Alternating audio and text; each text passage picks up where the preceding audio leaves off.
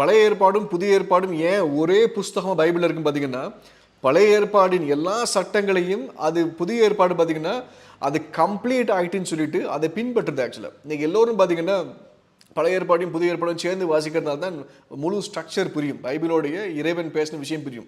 இல்லை நான் புதிய ஏற்பாடு மட்டும் தான் பின்பற்ற போகிறோன்னு சொன்னாலும் அவர்களும் அரைக்குறை கிறிஸ்தவர்கள் தான் சொல்லுவேன். ஆக்சுவலாக பழைய ஏற்பாடு புரியாமல் புதிய ஏற்பாடு வராது. ஆக்சுவலாக இன்னொன்று, பழைய ஏற்பாட்டை பின்பற்றின யூதர்கள் தான் புதிய ஏற்பாட்டை கடவுள் கொடுத்து எழுதுனாங்க. ஆக்சுவலாக மோசே ஆகட்டும், பவுல் ஆகட்டும், பேதுரு ஆகட்டும், ஆண்டவர் இயேசு கிறிஸ்து உட்பட ஆகட்டும், அவர்களெல்லாம் யூத பாரம்பரியத்தை பின்பற்றி தான் கிறிஸ்தவத்தை அவங்க கிறிஸ்துங்கிற விஷயத்தை நிலைநாட்டுறாங்க, மெசையாங்கிற விஷயத்தை பழைய ஏற்பாடு கொண்டு வராங்க.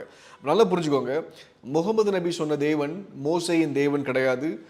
எங்களுக்கு பன்றியும் ஒன்றுதான், ஒட்டகமும் ஒன்றுதான்.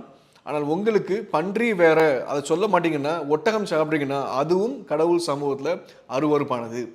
அப்போ ஒட்டகமும் பன்றியும்